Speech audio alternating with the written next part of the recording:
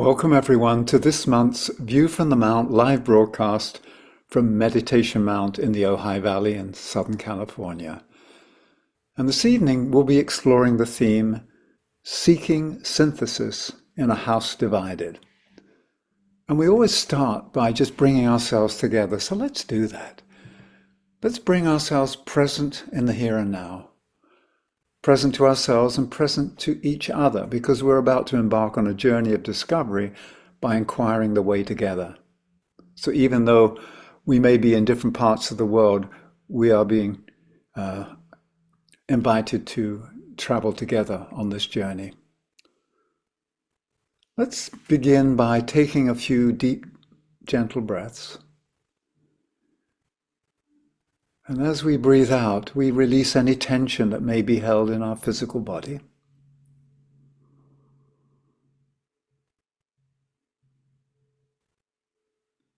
So that we are relaxed.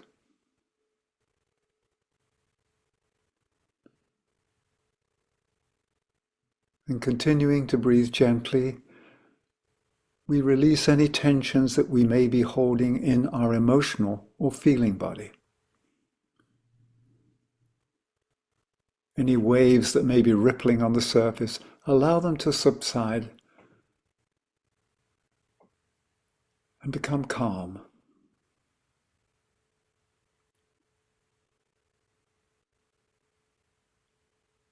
And now with the mind, the mental body, breathe out any extraneous thoughts.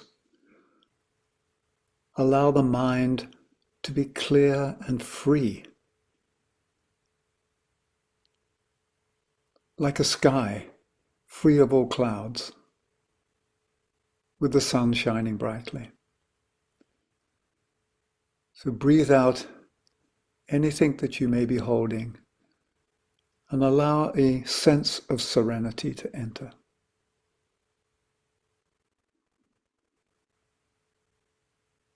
So now, having relaxed these three bodies,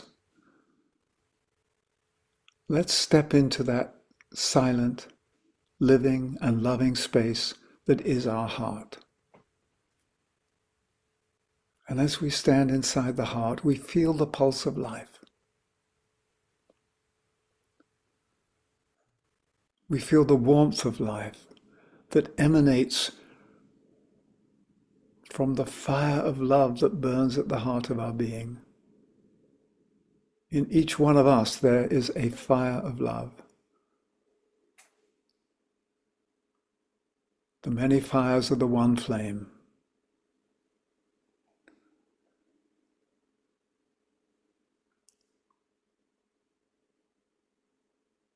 And then we visualize ourselves connecting heart to heart to heart to heart, sending lines of lighted love to everyone on this broadcast.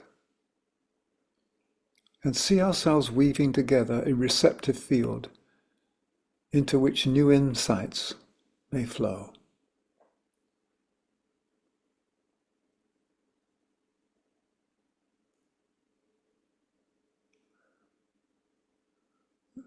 This is the group chalice we'll be using today to receive new wisdom and new insights. Thank you. So the theme, as I said, was seeking synthesis in a house divided. And we know that Abraham Lincoln declared that a house divided against itself cannot stand. A house divided against itself cannot stand. And I believe that all of us appreciate that when a living system is fractured and fragmented, the circulation of needed resources can't flow to all its constituent parts.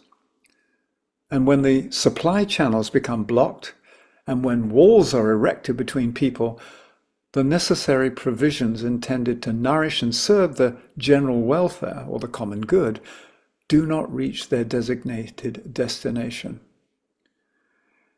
And if it is true that, quote unquote, a free-flowing circulation of energy and resources is the distinguishing characteristic and hallmark of a healthy system, then our present society, unfortunately, is in danger of becoming impoverished, seriously compromised, and slowly starved of its spiritual lifeblood. So I'm not just offering dire warnings, I'm just giving, if you like, a read of our current state. But we're not hopeless, because hope springs eternal, and there is a way of rebuilding. And this is what we're going to be looking at. How do we move out of this house divided? Because at the moment we have not, as a humanity and as a society, achieved a state of wholeness. And so the chalice of our humanity is not yet created. It's incomplete. So let me just show you a slide to illustrate this.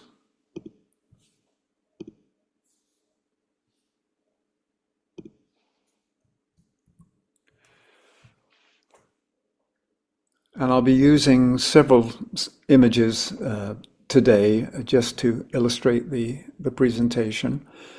And some of them are childlike drawings like this. And just to let you know that these were created 50 years ago when I was living in the Findhorn community in northern Scotland. They were part of a 3-month course on esoteric philosophy. And I was attempting to do very simplified versions of what I felt was complex issues.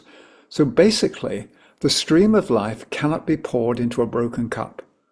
So if we're going to receive the dispensation of the soul, the dispensation of the spirit of the one life, we have to have a container that's whole, it's not broken, and it doesn't leak. So I believe this is where we find ourselves at the moment. Humanity is, if you like, dismembered. It's cut into pieces. It is not one whole. And therefore, our journey is to move from, if you like, a house divided to a house united.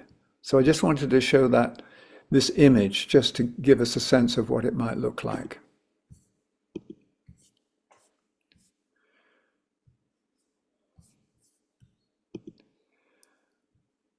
So it's not only nations that are suffering. Many of us also live inside a house divided because our individual lives are often housed inside families and communities that can be rife with examples which highlight the disconnect between needs and resources, ideals and behaviors, promises and actions, and where sadly the soul and personality are no longer on speaking terms. So how do you bridge this gap? Well, there's no simple answer, but some of the things that come to mind for me is to bridge the gap between these two vital components of myself, my soul and my personality. It can happen over time if I apply myself each day to the science and practice of meditation, by committing to and steadfastly walking a path of loving kindness, and through the constant daily ritual of what many of us call mindful living. So I'd now like to just relate what we're exploring today to the work we do at Meditation Mount. Unanimity, alongside goodwill and essential divinity, are key spiritual principles which inform and guide our work here at the Mount, because they underpin and they form the solid ground and the ethical bedrock which is intended to support a more enlightened future for humanity. And this is what we're seeking to shape together. You can't build a new house on old foundations. The old foundations, or the current foundations, if you like, are compromised. And we believe that these three principles of unanimity, goodwill, and essential divinity are key in creating, if you like, the ethical bedrock in which we can build something new. And I'd like to focus on the principle of unanimity because it has a lot to do with the journey from a house divided to a house united.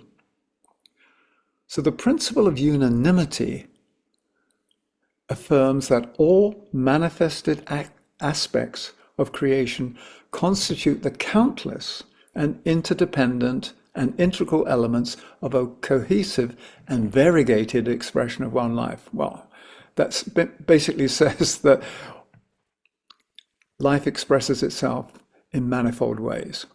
There's one life and many forms of its expression. So if that's true, that unanimity is the true state of being, if we look around the world and ponder on what's happening, we do see the signs that we've unfortunately become a house divided. We see cultural, political, economic, and religious divisions alienating parts of humanity from each other. And each nation and community harbor these divisions. They're not unique to any one nation or community. They're ours as humanity. But they make it extremely challenging to govern fairly, make it hard to live together free from fear, and make it difficult to adequately take care of each other and take care of those who are in genuine need. So how do you create this future state, this preferred future, this new world? And without going into a lengthy explanation, just let me give you an encapsulation of how we utilize something called creative meditation. Creative meditation is a pragmatic way of fashioning a resonant bridge between soul and personality that actually facilitates the outward expression of the promise and potential it lives within. For instance, if I have a vision of a world full of joy and full of love and full of compassion, I can give energy to that vision, but if it's like a seed, it has a promise, but if I don't sow the seed, nothing's going to grow. So I can't just walk around with the seed. I actually have to plant what I have in mind. And so creative meditation is a way of creating on the inner, the structure, the memes, the thought forms, the magnetic seeds of something new, and then we sow them in the fields of daily life. So creative meditation really is a practice of precipitating the aspirations and qualities of the soul into useful and tangible forms of daily living that serve the common good, if you like. That's a one way of describing it. I see it as one of the potent instruments of subtle activism, whereby the inspirational and imaginative characteristics of the soul are harnessed and then directed towards fashioning this more just and joyful world of our inner dreams. So these magnetic thought forms that we cultivate inside, they're the preferred future. They're the blueprint. That's the architectural design that we have in mind. Because from that design, we build the temple of the new through our daily group endeavor and striving. So I mentioned the word or the phrase subtle activism. It's actually a phrase that I've found to be more common. It's more widely used now than it has been before, because there are more people choosing to walk a spiritual path, which is one of the compassionate warrior. So it's how do you live a spiritual life combined with social action? So the compassionate or spiritual warrior brings about the needed changes in society. It might be useful at this point to quote a wise and seasoned practitioner of subtle activism to better understand what it is and perhaps what it isn't. And this is how he, and the person in question is an old friend, but this person is a spiritual mentor and guide, and he describes the practice of subtle activism in this way. Let me just read what he wrote. The first point is that there is no one right way to do subtle activism or prayer work. It's important to be guided by one's own heart and mind, intuition and spirit. A heartfelt prayer arising from the authenticity of your own being is far more powerful and useful than simply following a recipe, exercise, or meditation that somebody else provides. The second is that in doing inner work of any kind, the objective is not to work against something, but to build, nourish, and strengthen something. Attacking anyone using subtle energies can run up against layers of protection around that person or situation and will likely only add to the problem by increasing energetic turbulence, as he names it. The third point follows on from the first two. We always act in love. Love for ourselves, for others, and for the world. And I believe all of us are engaged in subtle activism because what we're doing is realizing the dream of a better world and making it come about. And when this person said, a heartfelt prayer arising from the authenticity of our own being is far more powerful and useful than just repeating what somebody else has said, is because then we're drawing on the power of our own sovereignty. I'm not just repeating somebody else's formula. When I act from my center, I bring a power that nobody else has. When you act from your center and bring something to the world, that's a gift that nobody else can bring. So the idea of working authentically really means, for me, working from the power of your sovereign self and bringing that power into the world to make the useful changes. So for me, subtle activism is very much part of what we do with creative meditation. So back to the practice here at Meditation Mount. So I believe that the pathway that dismantles divisions and leads us unerringly towards a realization of the principle of unanimity that we named earlier is that of group endeavor. The pathway of group endeavor is this natural urge and tendency of all of us when we work from a soul level to cooperate, to work together in service of all life. I'd like to put forward that I believe that group endeavor is the needed antidote to heal the sickness of a house divided.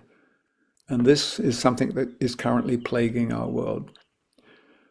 And part of our work at Meditation Mount is every 2 months we cycle through these 6 principles and pathways.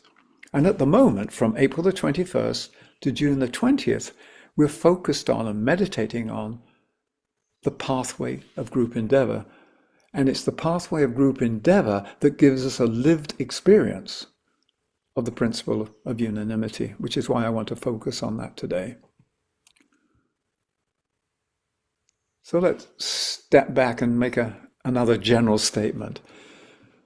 It's said in the Ageless Wisdom teachings that during each lifetime, our soul is in constant meditation, and it's beaming the light and warmth of love and wisdom to us on earth in our role as its incarnated and appointed agent. And so the soul witnesses and watches over us and patiently waits until the time finally arrives when we become aware of its presence and we're able to build a bridge of communication.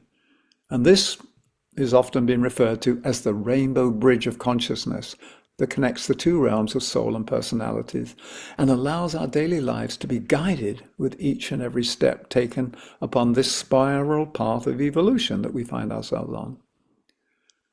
I'd like to put forward the notion that, likewise, the soul of each nation is in constant meditation. The soul of each nation radiates the light, love, and wisdom of its essential nature, its unique gift, to its population until that moment comes when conscious contact is made and the power and beauty of the national soul is able to inspire and guide its people and leaders.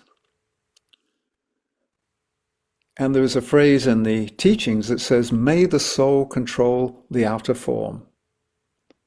So when the soul controls the outer form, a path opens up which allows the unique gifts of a country and a culture to be shared with the whole world. So each nation then has a destiny and has a part to play within the evolution of humanity.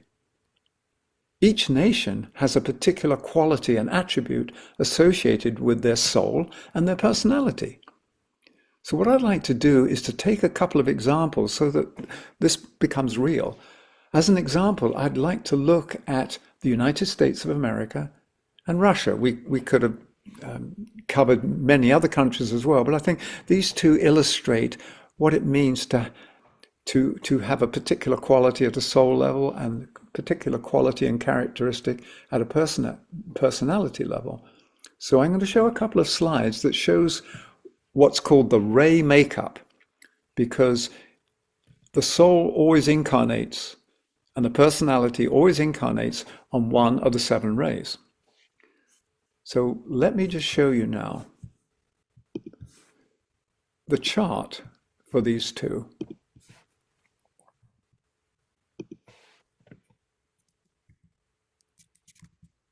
So this is the United States. The United States of America is said to have a soul ray that is the 2nd ray of love wisdom. And this is a ray that has compassion, that ultimately does everything for the good of the whole. So love wisdom is that which can easily bring through joy, compassion. The personality ray of the USA is the 6th ray of idealism and devotion. Now that has its pluses and minuses, and we'll get to those in a second. Every nation has a spiritual motto, and the one associated with the US is I light the way. So part of the destiny of the United States of America is to show what's possible. I light the way. Doesn't mean we're in charge of everything. It simply means we show what's possible. Now, the notes I've written, the notes to self, or the notes to nation here underneath, the idea is to develop through this 2nd ray soul a loving and compassionate soul-infused persona that upholds the democratic ideal while not sinking into the shadow side of the 6th ray, the personality ray, that easily manifests as fanaticism and obstinacy. So the strength is that the US in its soul is compassionate, and in the higher aspects of its personality is altruistic and is devoted and idealistic, wants the best for everyone. The shadow side is when it gets locked into a belief of what that should look like, when it becomes rigid, when it becomes dogmatic, and dogmatism leads to fanaticism. So those are the things to be guarded against. But so each of us also have a soul ray and a personality ray. But when you look at the nations, you understand why some behave in a certain way and why some are functioning in the higher aspect of their rays and others are still struggling in the darker side or the immature aspects. So that was the USA. So let's have a look at the next one, which is Russia.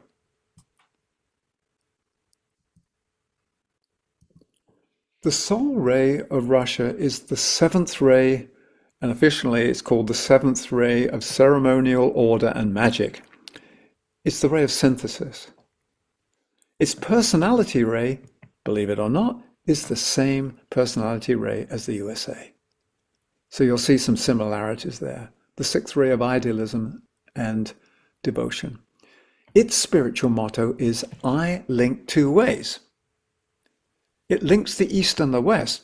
We often forget that the Russia and before the Soviet Union spanned, East and West.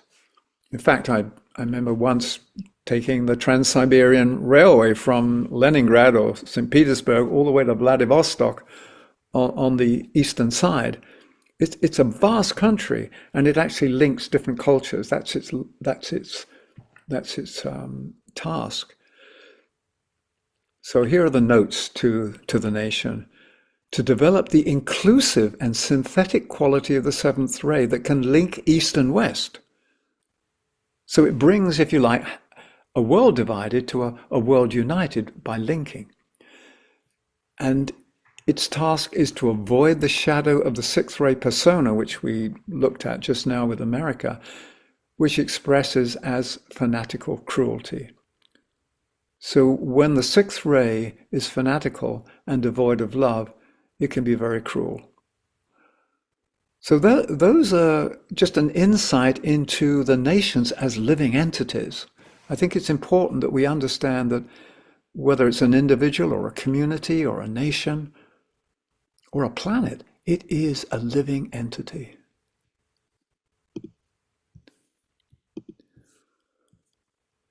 So let's take a deep breath and just recap what it means to work with the souls of nations, because it's part of subtle activism.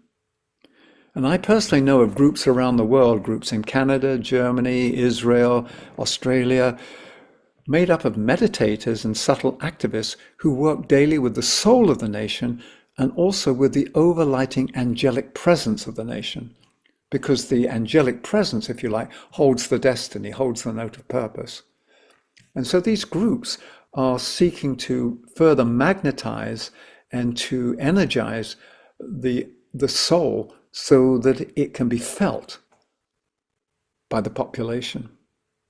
So just as in our own personal spiritual development work, we're seeking to build the rainbow bridge, the antakarana, which connects the soul and the personality, the same applies to this inner work with the nations. So there are people around the world who are doing subtle activism, seeking to move from a house divided to a house united by working with the souls and the angels, overlighting the different angels. That's just another aspect of being active. So when you bring the national soul and the personality into resonant relationship, then a creative dialogue takes place. And from that dialogue can be activated deeper communion, deeper communication between the innate purpose, the destiny of that nation, and its outer world of formal expression. So this is how we help fulfill a nation's destiny. And each nation has a destiny that contributes to the well-being of the whole. I invite you just for a moment to imagine that day when the souls of all nations are actively engaged in the affairs of the world and consciously meet and merge on the deepest levels to create a unified field in which the whole of our humanity can live in harmony with itself and live in harmony with all life on earth. That, if you like, is the dream of the future. This is a preferred future that we're working towards. And in fact, this was the very vision that was clearly and constantly held inside the heart and mind of Dr. Roberto Assagioli. And as we've mentioned before, Dr. Assagioli was the inspiration and guiding light behind Meditation Mount. He was the founder of a spiritual psychology called psychosynthesis, and his vision was an eventual synthesis of nations. So that's why I called the theme for today, Seeking Synthesis. So the deep reason for any of us embarking on a spiritual process of developing and refining our earthly vehicle that we call the personality is so that it can become an accurate, articulate instrument and expression for the gifts of the soul. The soul can only deliver its gifts through the delivery mechanism, which is the incarnated personality, the incarnated self. And I know, speaking from experience, there are many occasions when I fall short. I don't live up to my aspirations. But rather than getting down on myself, I say, oh, I need to learn more. I need to grow my capacity to be of greater service. I need to grow my capacity to express more of the gifts that live inside me. And I guess that really is the calling that each of us are hearing. And sometimes when I fall short, it's because I realize my current way of behaving could be conditioned by the pain and distortion of past patterns and experiences, and this can interfere with clear channel of communication. And I believe this is a struggle we're witnessing in society today amongst people and amongst nations. We're dealing with some national trauma, just as all of us deal with our own trauma to heal that so we can become whole. And in our wholeness, we can then receive the dispensation of the soul. And then in that chalice, we can carry these gifts to the world. What I'd like to do now is to reflect on the words of Roberto Assagioli that he wrote 60 years ago about the synthesis of nations so that we can gain a greater insight into the work of bringing synthesis to the individual, the nation, and to the global family. So I'm going to show a couple of slides and read a couple of paragraphs that Dr. Assagioli wrote 60 years ago.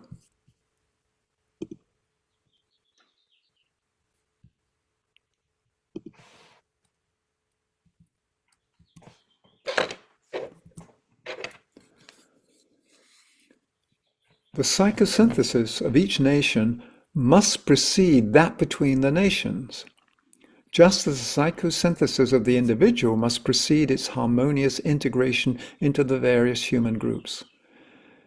Disharmonious individuals cannot form harmonic groups, and the same is true of nations. This does not require demonstration. Psychosynthesis between nations is an urgent need, as there is no isolated individual detached from his close and multiple relationships with other individuals and human groups, so there are no isolated and self-sufficient nations.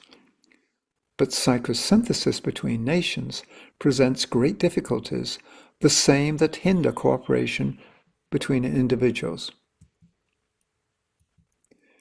In addition to the general ones, there are those deriving from the still backward psychological evolutionary stage of the national entities. And that goes back to what I was saying, the relationship between the soul and the personality. If the personality is still traumatized or still self-centered, it can't really do justice to the gifts of its soul. And then Dr. Assagioli goes on to say, one of the greatest difficulties for the harmonious synthesis between nations, indeed one of the greatest dangers that threaten world peace, is the strong tendency towards self-affirmation and the consequent aggressiveness. The most effective means to use towards this is its transformation and sublimation from material and hostile self-affirmation into psychological and spiritual self-affirmation. So he's basically saying, just as we as individuals are on a spiritual quest to grow and mature, so each nation is doing the same.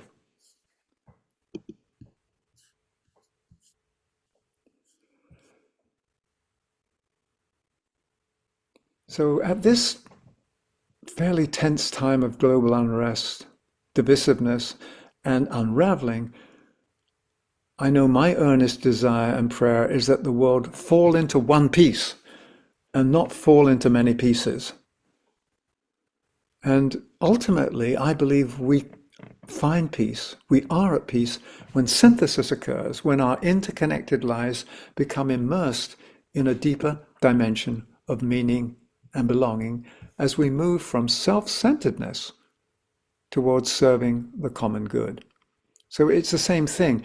If we create wholeness, the wholeness can receive the dispensation of that which is seeking to enter. And as we've stated many times over the years, at Meditation Mount, we firmly believe there is a tipping point. And the tipping point that's going to make all the difference happens when the locus of one's life shifts from seeking to satisfy the separated self, and we enter into a more generative phase where we serve the common good with all of our heart. So this is true of an individual as well as a nation. You'll see how some nations naturally reach out to help, whereas other nations draw back and draw walls around them. It's a stage of development. And at the moment, we've got a critical stage happening because there is a deep desire, I believe, from the soul of each nation to shine its light into the world, to bring its gifts. But at the moment, what's getting in the way is the instrument that it uses, which is its national personality, the way it governs, the way its culture, the way it relates. Those are not yet finely tuned and fashioned so they can honor the gift of the soul. Therefore, it's obvious when the wild impulses of an unbridled personality hold sway, whether it's in an individual or a nation, the overlighting soul cannot enter into a dissonant field, and it's unable to create harmony. So establishing right relations between people and nations begins with the needed task of establishing a right resonant relationship between soul and personality. That seems to be the theme today. We're talking about how do you bridge the potential gap that's being created, or the current gap between soul and personality. How do you bring wholeness? I believe this is our own personal responsibility and our unique contribution to peace and well-being in the world. And I'd like to use the example that Martin Luther King gave. Creating a beloved community of nations and a more perfect union of humanity, I believe, is the collective challenge facing us at the moment. And I'd like to just quote from Dr. King here.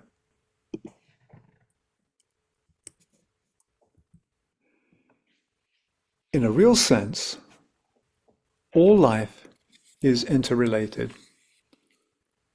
All persons are caught in an inescapable network of mutuality, tied in a single garment of destiny. Whatever affects one directly affects all indirectly.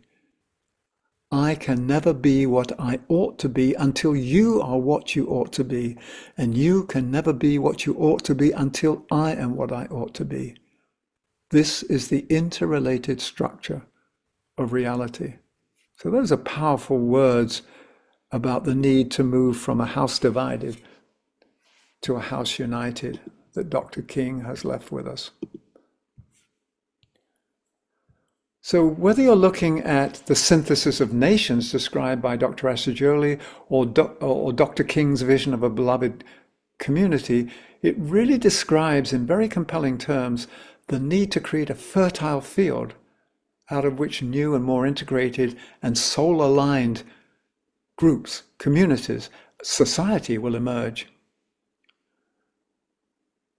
So how do we create this unified field? I believe we're moving towards not just a synthesis of nations, but we're moving towards an interweaving of all the planetary lives, all the forms of life that live on this world, because this weaving, this network of all the lives woven together, I call it the terrestrial womb, out of which the prototype of a Gaian consciousness will emerge. I've used this term before, and I'd like to just to explain in a few words what I mean by Gaian consciousness. So this is what I wrote a few years back to describe the transition from being human to becoming Gaian. So let me just show you that.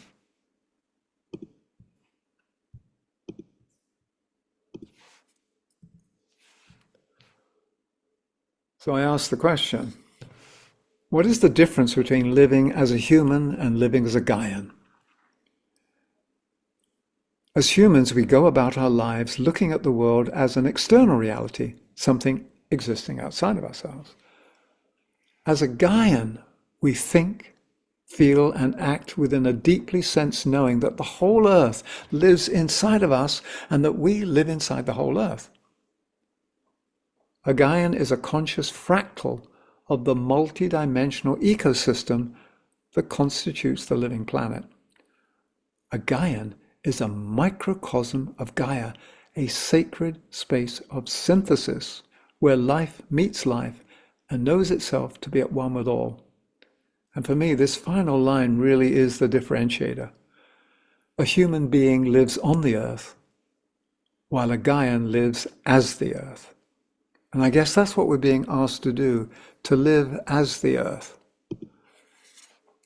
to live as this integrated being, so that we as humans, anything we do, anything we say, anything we think, always has the good of the whole, not just the whole of our species, but the whole of this life on earth. And that's a tall order, and it's going to take us a long time to get there, but I believe that's what's next. So for me, a Gaian society is one where everything and everyone serves and supports everything, and supports everyone else as part of one evolving organism. Therefore, a Gaian society is a house united. A Gaian society is where the chalice of our humanity has been made whole. I go back to the image that we used in the beginning. Now that the chalice is whole, life can be poured into it. I'd like to begin bringing our exploration to a close with an overview of the role of the various national cultures in the flowering of this shared destiny that we have as human species. So let me share with you the final 4 images. They're also taken from whatever it was, 50 years ago at the Findhorn community. So here you see the triangle at the top and the square underneath. The triangle represents the folk soul, or the national soul, and the square underneath is the personality. The folk soul of each nation, or the national soul, contains the destiny and qualities of its people, the potential. The personality of a nation or of a culture is a collective attempt to express the essential nature of its perceived identity through either art, religion, politics, through daily life.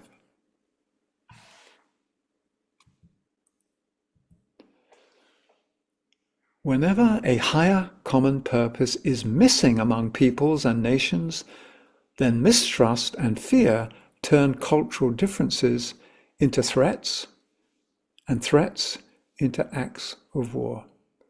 This is the current climate we have of separation, of seeing the other as the enemy, and not understanding that we are one human family, that we are sisters and brothers, and yet we become estranged.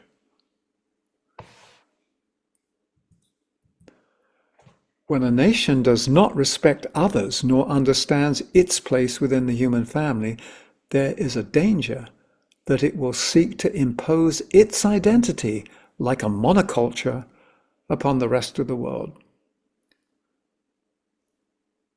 This is a real danger. You can have that inside a community where one person is hell-bent on dictating to others how it should be. You can get a nation that gets fixated on how the world should be, rather than what its gifts are to the world. And then we are faced at the moment with the threat of monoculture, where we are attempting to have one religion, one belief, one approach govern everything. And we know that we can't do that, because humanity is this wonderful collection of multicolored flowers and cultures growing in the Garden of Gaia, and all of them have to be cultivated for the garden to be complete. So respecting the cultural differences as vital pieces of the world picture helps build a more peaceful world and gives an opportunity for the spirit of our common humanity to flower. So that's the end game there. That's the full flowering. But we can only flower fully once we've sown the seed that contains the promise of our nation, our humanity, and when we've created the conditions that will allow that seed to flower, to grow, to germinate, in fact. And that's, I believe, where we're at the moment. We're at this very critical stage. So building a house united instead of living in a house divided, I believe, is the clear and obvious manifestation of the principle of unanimity on earth. That's the principle we talked about earlier. Unanimity, one soul, one anima. Everything is part of an interdependent, seamless web of life.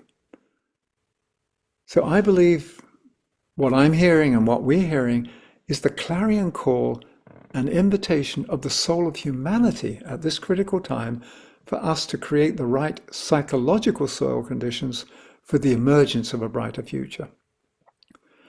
And then we have to sow and tend the fiery seeds of hope that contain the promise of this preferred future in the fields of time and space and substance, which basically is our daily life. And for me, this is the revelatory task we're given in each of our incarnations and each of our seasonal sojourns on earth. It's critical at this time because new seeds are needed, because the old flowers are dying, a new crop is needing to be sown and grown. So, in closing, just let me simply state that I deeply sense that we're being called to act as soul gardeners of Gaia. We're being called to act as wise stewards of the future. We're being called to work together in the present, in the here and now, to lovingly cultivate Earth and to help fulfill the evolutionary destiny, not just of humanity, but of that great sentient being, namely the planetary life in whom we live and move and have our being. The earth is a sentient being, and we are sentient aspects of that being. Therefore, we need to be informed by the soul, and there's work to be done in the garden. So let's take a few deep, gentle breaths together. I know there's been a lot put into the ethers now. So as we breathe together, let's ask that synthesis take place, assimilation take place,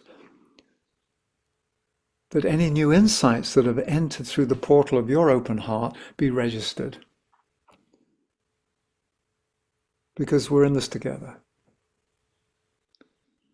So thank you so much for your presence and your participation today on this journey. And may our lives truly count for something. And may we be accountable to the soul, because it's counting on us to fully show up. And when we fully show up together, we become a positive force for good. And that is what's needed at the moment. So thank you. And on behalf of the stewardship team here at the Mount, I bid you good night. Farewell from the Ojai Valley. Namaste. Many blessings on our future.